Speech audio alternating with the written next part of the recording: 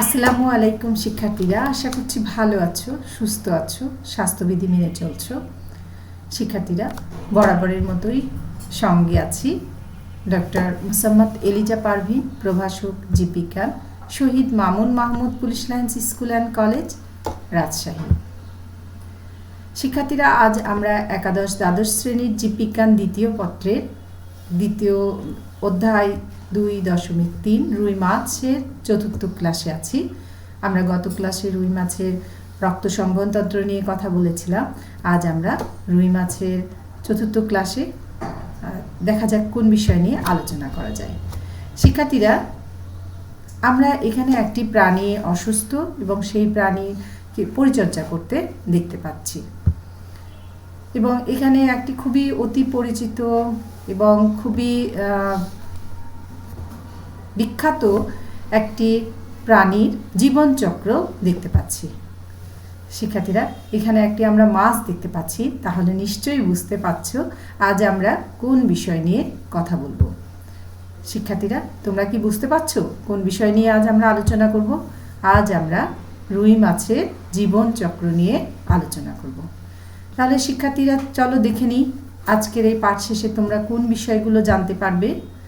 আজ আমরা এই পাঠ শেষে রুই মাছের জীবনচক্র বর্ণনা করতে পারবো, রুই মাছের সংরক্ষণ পদ্ধতি বা প্রক্রিয়া ব্যাখ্যা করতে পারবো, এবং কেন রুই মাছ সংরক্ষণ করা দরকার সে বিষয়ে জানতে পারবো, এবং সংরক্ষণের জন্য কি কি ব্যবস্থা গ্রহণ করলে রুই মাছকে আমরা ধ্বংসের হাত থেকে রক্ষা করতে পারবো। শিক্ষার্থীরা, এখানে আমরা রুই মাছের যে জীবনচক্র দেখছি, সেই জীবনচক্রের ক্ষেত্রে আমরা দেখতে পাচ্ছি রুই মাছ ডিম পোনা, চারা পোনা, এবং এখানে কিছু মানুষকে আমরা মাছ ধরতে দেখতে পাচ্ছি। এবং এই মাছগুলোকে কি করতে হবে আমাদের? রুই মাছের আমরা আজকে যে বিষয়টি আলোচনা করব, জীবনচক্র যেরকম আমরা জানবো, এবং এই মাছ সংরক্ষণের জন্য কি কি পদক্ষেপ গ্রহণ করতে হবে সে বিষয়ে জানতে পারবো। গত ক্লাসে শিক্ষার্থীরা আমরা এর আগে ঘাস ফড়িংয়ের রূপান্তর পড়েছি আমরা, রূপান্তর, এবং এক্ষেত্রে কিন্তু আমরা জীবনচক্র পড়ছি। রূপান্তর বলতে পতঙ্গের ভ্রূণের ক্ষেত্রে যখন কয়েকটি ধারাবাহিক পরিবর্তনের মাধ্যমে পূর্ণাঙ্গ দশা প্রাপ্ত হয়, তখন কিন্তু তাকে সেই ভ্রূণোত্তর যে পরিস্ফুটন, তাকে কিন্তু আমরা রূপান্তর বলেছি। আর এক্ষেত্রে কিন্তু আমরা রুই মাছের এই বিষয়টিকে জীবনচক্র বলছি। জীবনচক্র বলা হচ্ছে কারণ এক্ষেত্রে তারা সুনির্দিষ্ট একটি নিয়মের মধ্যে দিয়ে তারা প্রজনন কার্য সম্পন্ন করে থাকে। তো শিক্ষার্থীদের, চলো এবার আমরা জেনে নিই রুই মাছের যে জীবনচক্র আছে সেই জীবনচক্রে কি কি বিষয়গুলো চলে আসে। শিক্ষার্থীরা, আমরা একটু দেখে নিই যে রুই মাছ কি প্রাণী। রুই মাছ কিন্তু একলিঙ্গ প্রাণী। এরা বছরে একবার মাত্র প্রজনন কার্যে অংশগ্রহণ করে, আর এরা সাধারণত পূর্ণিমার 2-1 দিন আগেও হতে পারে, এটা আবার পরেও হতে পারে। আর এটি সাধারণ ক্ষেত্রে বহিনিষেক হয় এই প্রাণীদের ক্ষেত্রে, অর্থাৎ বহিনিষেক বলতে বহিনিষেকের মাধ্যমে শুক্রাণু ডিম্বাণুকে নিষিক্ত করে জাইগোট গঠন করে, আর জাইগোট গঠনের 2 থেকে 15 ঘন্টার মধ্যে ডিম ফুটে বাচ্চা বের হয়ে আসে। আর যে সদ্যজাত মাছের বাচ্চাকে বলা হয়ে থাকে হ্যাচলিং, হ্যাচলিংকে বলা হয়ে থাকে ডিমপোনা। ডিমপোনা যখন আবার 5 থেকে 15 মিলিমিটার হয়ে থাকে, তখন তাদেরকে আবার ফিঙ্গারলিং বলে থাকি। রুই মাছের যৌন যে পরিপক্কতা, অর্থাৎ ম্যাচুরিটি আসতে তাদের সময় লাগে অন্তত 2 বছর। তাহলে আজ আমরা যে বিষয়টি আলোচনা করব শিক্ষার্থীরা, এটি হচ্ছে রুই মাছের জীবনচক্র। তো রুই মাছের জীবনচক্র এবং সংরক্ষণ পদ্ধতি। তো রুই মাছের যখন প্রজনন ঋতু বা তারা যখন ডিমটা ছাড়ে, সেটি ওই পূর্ণিমার 2 থেকে 1 দিন হতে পারে, 1 দিন আগে বা 1 দিন পরে হতে পারে। তো এক্ষেত্রে যে পূর্ণিমার 2-1 দিন আগে বা পরে ডিম পারে, তো এই ক্ষেত্রে যে বিষয়টি হয় যে পুরুষ মাছ তাদের শুক্রাণু ত্যাগ করে, স্ত্রী মাছের ডিমের উপরে মিল ত্যাগ করে, এবং তাদের বহিনিষেক হয়ে থাকে। রুই মাছের যে প্রজনন, শিক্ষার্থীরা, রুই মাছ 2 বছর বয়সে তারা কি করে? প্রজননক্ষম হয়ে থাকে, অর্থাৎ তাদের যে পরিপক্কতা, এই পরিপক্কতাটা 2 বছর বয়সে হয়ে থাকে। আর যেটি স্রোতবহুল নদী, স্রোতবহুল নদীর পানিতে এটি ডিম ছাড়ে, যদিও এটি জুন জুলাই মাসের দিকে এই প্রজননটি হয়ে থাকে। এ মাসে প্রতিটি রুই মাছের ওজন প্রায় কেজি প্রতি কেজি দেহের জন্য প্রায় এদের 1.5 লক্ষ থেকে 4 লক্ষ পর্যন্ত ডিম ছাড়তে পারে। নিষেক আমরা জানি যে প্রক্রিয়ায় পুংজননকোষ এবং স্ত্রীজননকোষ মিলিত হয়ে জাইগোট তৈরি করে তাকে বলা হয় থাকে নিষেক বা ফার্টিলাইজেশন। এক্ষেত্রে রুই মাছের নিষেকটি বহির্নিষেক হয়। নদীর পানি যখন ফুলে ওঠে তখন নদীর অগভীর অংশে প্রবল বর্ষণের মধ্যে এরা ঝাঁক বেঁধে ডিম ছাড়তে উদ্ভূত হয়। তা এই সময়টাই কিন্তু তারা ডিম ছাড়ে। এই সময় পানিতে অনেক অক্সিজেন থাকে, পানি ঘোলা থাকে। প্রথমে পানিতে স্ত্রী মাছ ডিম ছাড়লে পুরুষ মাছ তারপর বীর্য ত্যাগ করে, স্পার্ম ত্যাগ করে, এবং রুই মাছের নিষেকের বহির্নিষেক বলা হয়ে থাকে, কারণ এরা দেহের বাইরে নদীর পানিতে এরা নিষেক কার্য সম্পন্ন করে। আর রুই মাছের যে নিষেক হয়ে যায়, নিষেক হওয়ার পরে 45 মিনিট পরে রুই মাছ কী করে, কোষ বিভাজন শুরু করে, অর্থাৎ ক্লিভেজ শুরু করে। ক্লিভেজের পর ক্লিভেজটি হচ্ছে মেরুব্লাস্টিক ধরনের। এটি মাইটোসিস বিভাজনের মাধ্যমে সেই নিষিক্ত ডিম্বাণু ব্লাস্টোমিয়ার হয়। ব্লাস্টোমিয়ার থেকে এটি ব্লাস্টোডার্মে পরিণত হয়। ব্লাস্টোডার্ম থেকে এটি পেরিব্লাস্ট হয়। পেরিব্লাস্ট চারিদিকে নামে ব্লাস্টোডার্ম ও পেরিব্লাস্ট নামে দুটি কোষের একটি আবরণ সৃষ্টি করে। ডার্ম মানে ত্বক, তোমরা জানো। পরবর্তীতে এই ব্লাস্টোডার্ম হতে ভ্রূণ, পেরিব্লাস্ট হতে কুসুম তৈরি হয়ে থাকে, এবং এই ব্লাস্টুরা গঠনের পর দ্বিস্তরী গ্লাস্টুলেশন হয়। গ্লাস্টুলার পিছন দিক থেকে লেজ সৃষ্টি হয় এবং সামনের দিক থেকে বিভিন্ন অঙ্গের ধীরে ধীরে সূচনা হতে থাকে। তাহলে শিক্ষার্থীরা, আমরা এই যে জীবনচক্রের সামগ্রিক যে দশা, সেই দশাটা একটু আমরা সংক্ষিপ্ত আকারে জানতে পারলাম। শিক্ষার্থীরা, আবারও বলে রাখি যে রুই মাছ 2 বছর বয়সে প্রজননের জন্য তৈরি হচ্ছে। জুন জুলাই মাসের দিকে এরা প্রজনন করছে। শুক্রাশয় আরেকটি বিষয় আছে, সেটি তোমরা একটু জেনে রাখো। পেরিটোনিয়াম ভাঁজ মেসোরকিয়াম পর্দা দিয়ে দেহপ্রাচীরের দিকে ঝুলানো থাকে, আর ডিম্বাশয় পেরিটোনিয়ামের ভাঁজ মেসোভেরিয়াম পর্দা দিয়ে দেহপ্রাচীরের দিকে ঝুলানো থাকে। এগুলো একটু এক নজরে বা এগুলো একটু মনে রাখলে আমাদের যে বহু নির্বাচনী প্রশ্নের উত্তর সেগুলো করতে সুবিধা হবে। তারপরে বিশেষ করে জুন জুলাই ও আগস্টের প্রথম দিকে রুই মাছ কিন্তু ডিম ছাড়ে, আর 2 থেকে 3 দিন পর্যন্ত এরা ডিম পাড়তে পারে। সাধারণত স্ত্রী মাছ 51 থেকে 70 সেন্টিমিটার, পুরুষ মাছ 65 সেন্টিমিটার লম্বা হলে প্রজননের জন্য তৈরি হয়। এটিও আমরা মনে রাখবো শিক্ষার্থীরা। আর এ মাছ প্রতি কেজি দেহ ওজনের 1 লক্ষ থেকে 4 লক্ষ ডিম ছাড়ে। প্রজননের সময় নদীর পানির তাপমাত্রা সাধারণত 27 থেকে 30 ডিগ্রি সেন্টিগ্রেড সেলসিয়াসের মধ্যে বা 24 থেকে 28 ডিগ্রি সেলসিয়াস হতে পারে। শিক্ষার্থীরা, এই বিষয়গুলো আমরা যে বইগুলো পড়ি সেই বইগুলো থেকে, বা তোমাদের তো একাধিক বইও থাকতে পারে, সেই বইগুলো থেকে তোমরা আরও সুস্পষ্টভাবে পড়ে নেবে। এরপর শিক্ষার্থীরা, রুই মাছের নিষেক দেহের বাইরে হচ্ছে বহির্নিষেক। আর উপযুক্ত পরিবেশের অভাবে পরিপক্ক ডিমগুলো যদি উপযুক্ত পরিবেশ না পায়, তারা কিন্তু ডিম ছাড়ে না।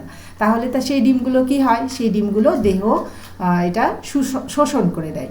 আর যখন ডিম ছাড়ার অবস্থা প্রাপ্ত হওয়ার পরেও রুই মাছ যখন ডিম ছাড়তে পারে না, তখন তাকে কিন্তু অ্যাট্রেশিয়া বলে। অনেক সময় জ্ঞানের কোশ্চেন হিসেবে আসে। অ্যাট্রেশিয়া কি, তোমরা নিশ্চয়ই এটি মনে রাখবে। পুকুর, বিল, কোনো বদ্রা জলাশয়ে কিন্তু এদের স্পনিং ঘটে না। তাহলে রুই মাছের প্রজননের জন্য কি দরকার হচ্ছে, স্রোতস্বিনী নদী বা স্রোতযুক্ত যে নদী, সেই স্রোতযুক্ত নদীর পানিতে রুই মাছ ডিম পাড়ে। স্রোতস্বিনী নদীতে স্পনিংয়ের কিন্তু কিছু সুবিধা আছে শিক্ষার্থীরা, আমরা সে বিষয়ে জানব। সেই সুবিধাগুলোর মধ্যে তোমরা ইচ্ছা করলে খাতায় লিখে দিতে পারো। এটি বিরামহীন স্রোতযুক্ত ঘোলাটে পানি মাছের ডিম এবং লার্ভাকে কি করে, তাদের আত্মরক্ষা করতে সহযোগিতা করে, শিকারীর হাত থেকে তাদেরকে রক্ষা করে থাকে। তাহলে স্রোতযুক্ত নদীর বা ঘোলা পানির কিন্তু একটি সুবিধা আছে। নিষিক্ত ডিমে পরিস্ফুটন ভ্রূণ স্রোতময় পানি থেকে পর্যাপ্ত পরিমাণে কি পায়, যখন পানিটা সচল থাকছে তখন কিন্তু সেখান থেকে অক্সিজেন পায়। এখানে কিন্তু আমরা এই ধরনের কোশ্চিন পেতেই পারি যে স্রোতস্বিনী নদীতে স্পনিং ভালো হয় কেন, বা রুই মাছ স্রোতস্বিনী নদীতে ডিম ছাড়ে কেন। পানির স্রোত মাছের ডিম এবং লার্ভাকে কি করছে, এক স্থান থেকে আরেক স্থানে স্থানান্তর করছে। তাহলে স্থানান্তরের সুবিধাটাও কিন্তু এখানে থেকে যাচ্ছে। আর এতে এদের অনেক নতুন প্লাবন যে ভূমিগুলো আছে তাতে তারা চলে যেতে পারে।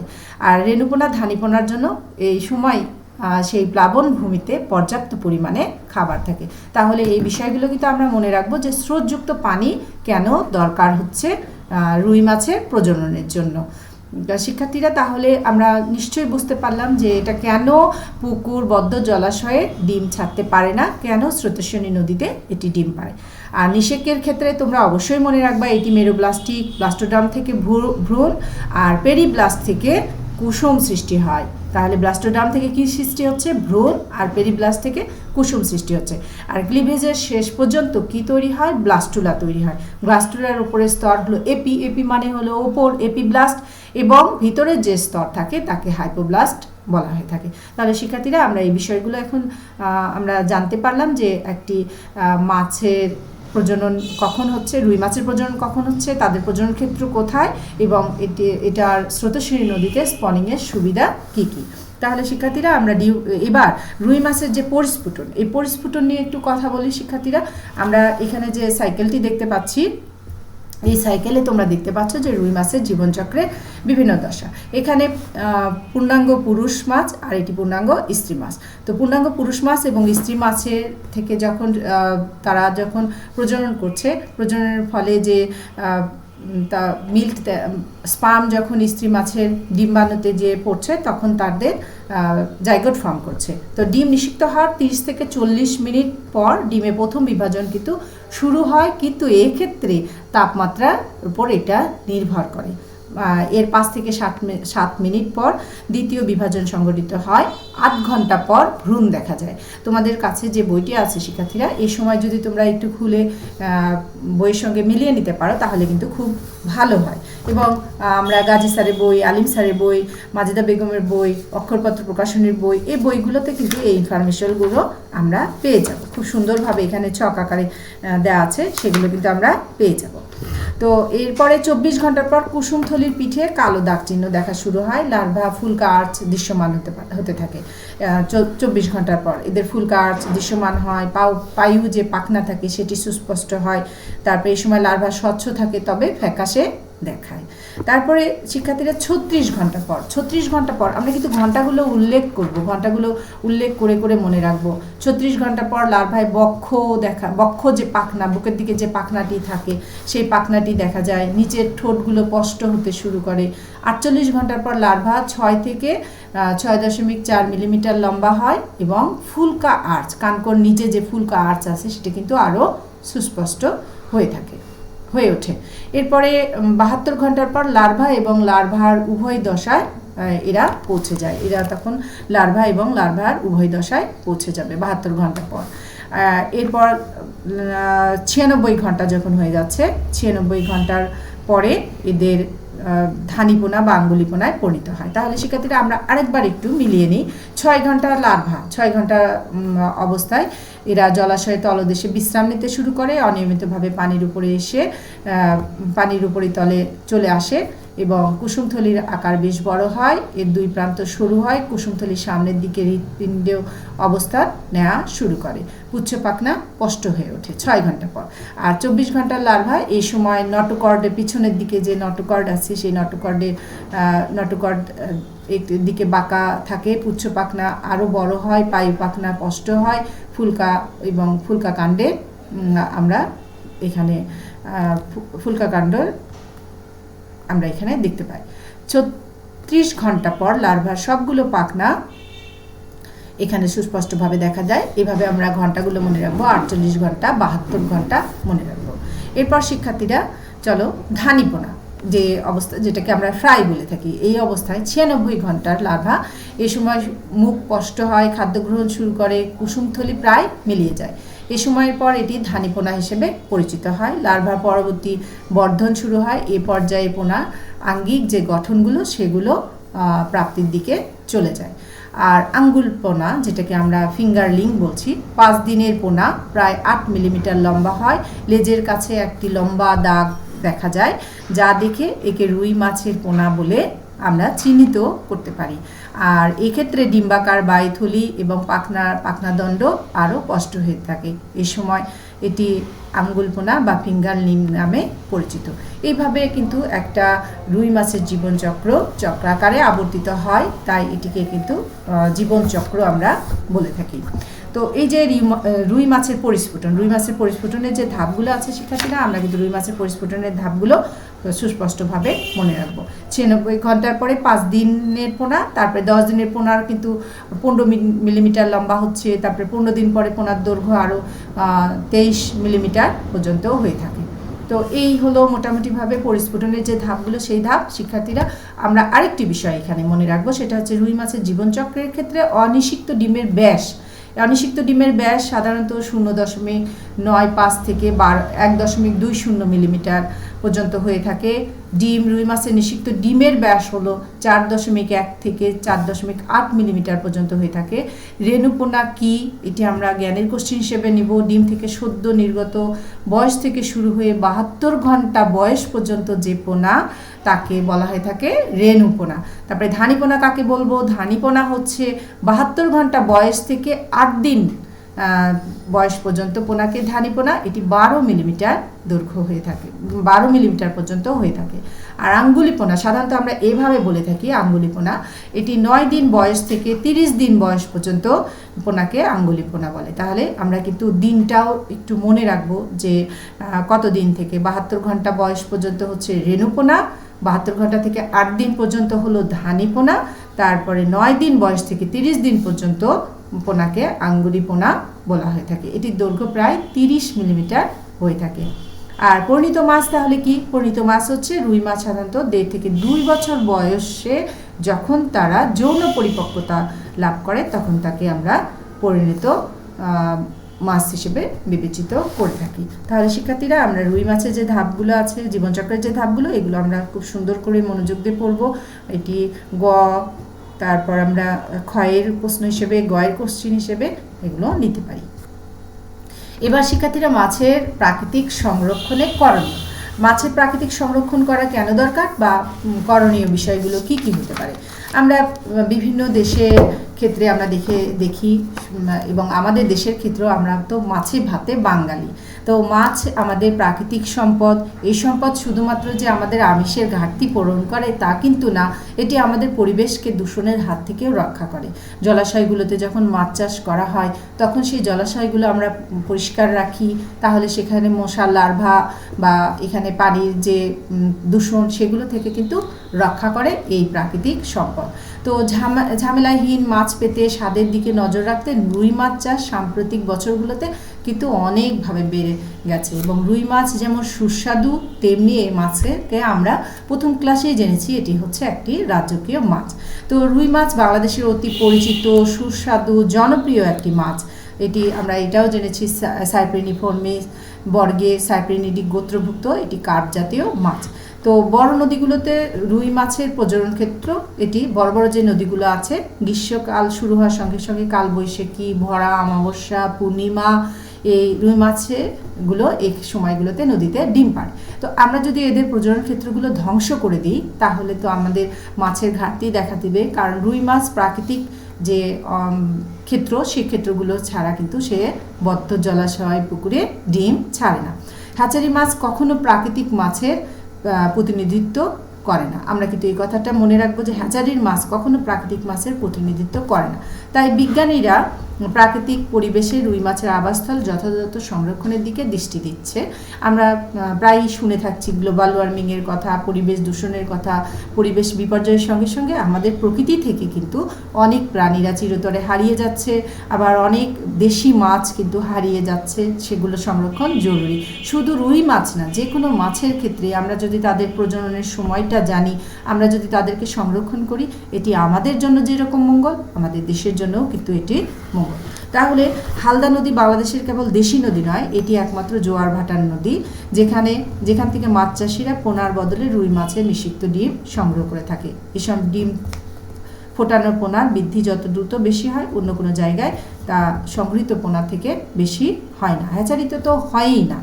তো এই জায়গাকে, হালদা নদীকে, তাই প্রাকৃতিক জিন ব্যাংক সমৃদ্ধ মৎস্য খনি বলা হয়। হালদা নদীকে জিন ব্যাংক মৎস্য খনি কেন বলা হয়, আমরা কিন্তু এটি দেখে নেব। এরপর শিক্ষার্থীরা, আমরা একটু দেখে নিই কী কীভাবে মাছকে সংরক্ষণ করতে পারি।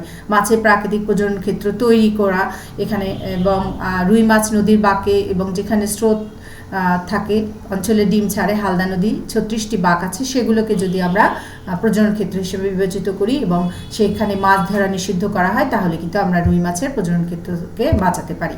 এরপর শিক্ষার্থীরা আমরা যে মাতৃ মাছ বা অর্থাৎ বাবা মা যে মাছগুলো, সেই মাছগুলো আমরা ব্রুড মাছ শিকার নিষিদ্ধকরণ করতে পারি। এরপর আমরা শিক্ষার্থীরা দেখে নিই যে ছোট যে মাছগুলো আছে, ছোট মাছ যে মাছগুলো ভবিষ্যতে বড় হয়, ছোট মাছ ধরা নিষিদ্ধ করতে পারি, বা এই মাছগুলো ধরলে আমরা বিক্রি বন্ধ করতে পারি। এরপর শিক্ষার্থীরা আমরা আরেকটি বিষয় মানতে পারি, সেটি হলো যে প্রজনন ঋতুতে মৎস্য প্রজনন ক্ষেত্রগুলো মাছ ধরা নিষিদ্ধ করা। যখন প্রজননের সময় জুন, জুলাই বা আগস্ট এই সময়গুলোতে আমরা মাছ ধরা নিষিদ্ধ করতে পারি। আরেকটি কাজ করা যায়, সেটি হচ্ছে বর্তমান সময়ে যে সমস্যাটি দেখা দিচ্ছে, লবণাক্ততার আগ্রাসন থেকে জলাশয়গুলোকে রক্ষা করা। বিশেষ করে যারা দক্ষিণ অঞ্চলের মানুষ বা যারা সমুদ্র এলাকাবর্তী মানুষ বা তাদের যে জলাশয়গুলো আছে সেগুলোতে লবণাক্ততার পরিমাণ অনেক গুণ বেড়ে যায়। তো এই লবণাক্ততা যেন আমাদের মাছের প্রজনন ক্ষেত্রগুলোকে নষ্ট না করে দেয়, সেদিকে আমরা খেয়াল রাখবো। এরপর আমাদের যে বাঁধগুলো আছে, হ্যাঁ শিক্ষার্থীরা, যে বাঁধগুলো আমরা জলবিদ্যুৎ কেন্দ্র হিসেবে ব্যবহার করছি বা বাঁধ দেওয়া হচ্ছে, নদীর গতিপথকে আমরা ঘুরিয়ে দিচ্ছি বাঁধের ফলে, অপরিকল্পিতভাবে যে বাঁধগুলো তৈরি করা হচ্ছে, সুইচ গেট নির্মাণ করা হচ্ছে, এগুলো বন্ধ করতে হবে যেগুলো অপরিকল্পিতভাবে। এবং বাঁধ দিলে নদীর স্বাভাবিক প্রবাহ যেহেতু বিঘ্নিত হয়, পলি জমে ভরাট হয়ে যায় এবং মাছের বিচরণ প্রজনন উভয়ই মারাত্মকভাবে ক্ষতিগ্রস্ত হয়। তাই এগুলো থেকে আমরা বিরত থাকব। এরপর শিক্ষার্থীরা আমরা আরেকটি কাজ করতে পারি, বজ্র নিষ্কাশন বন্ধ করতে পারি। নদী, নালা, খাল, বিলগুলোতে আমরা বিভিন্ন ধরনের রাসায়নিক বর্জ্য, রাসায়নিক সার, কীটনাশক জনিত দূষণ রোধ করতে পারি। এতে আমাদের মাছের আবাসস্থল এবং যে প্রজনন ক্ষেত্র আছে সেই প্রজনন ক্ষেত্রগুলো রক্ষা হবে। এই হচ্ছে রুই মাছ সংরক্ষণের প্রয়োজনীয় যে বিষয়গুলো, সেই বিষয়। এবং মৎস্য যে আমাদের যে মৎস্য চাষের জন্য অভয় আশ্রম তৈরি করা, যে সেই এমন একটি এলাকা থাকবে যেখানে মাছগুলো নির্ভয়ে চলাফেরা করতে পারবে। শিক্ষার্থীরা এটি ক্লাস থাকলে আমরা এই কাজটি করতাম, শ্রেণীতে থাকলে রুই মাছের। তো এরপরে শিক্ষার্থীরা আমরা দেখে নিই এখান থেকে কি ধরনের কোশ্চিন আশা করা যায়। রুই মাছের ক্ষেত্রে বহির্নিষেধ কি, রুই মাছকে একলিঙ্গ প্রাণী বলা হয় কেন, বা এখানে এভাবেও কোশ্চিন আমরা দিতে পারি হালদা নদীর বিষয়ে, যে এটাকে জিন ব্যাংক বলা হচ্ছে কেন বা মৎস্যখনি বলা হচ্ছে কেন হালদা নদীকে, এবং প্রায়টি বৈশিষ্ট্য বর্ণনা করো এবং সংরক্ষণে তুমি কি কি পদক্ষেপ নিতে পারো বিশ্লেষণ করো। চলো শিক্ষার্থীরা এবার বাড়ির কাজ করে ফেলো ঝটপট। কি কি উপায়ে রুই মাছ সংরক্ষণ করা যায়, এই উপায়গুলো ছাড়াও আরও কি কি উপায়, যেমন তুমি বলতে পারো যে সর্বোপরি জনসচেতনতাই পারে রুই মাছকে রক্ষা করতে বা রুই মাছের অভয় আশ্রম গড়ে তুলতে। এই ধরনের তোমার আর কি কি মতামত হয় সেগুলো তুমি খাতাতে লিখে ফেলবা। তো শিক্ষার্থীরা আজ আর না, ভালো থাকো, সুস্থ থাকো। পরবর্তী ক্লাসে আবারও দেখা হবে, কথা হবে অন্য কোনো বিষয় নিয়ে। আমরা ভালো থাকি, স্বাস্থ্যবিধি মেনে চলি, সবাই মনোযোগ দিয়ে পড়াশোনা করি।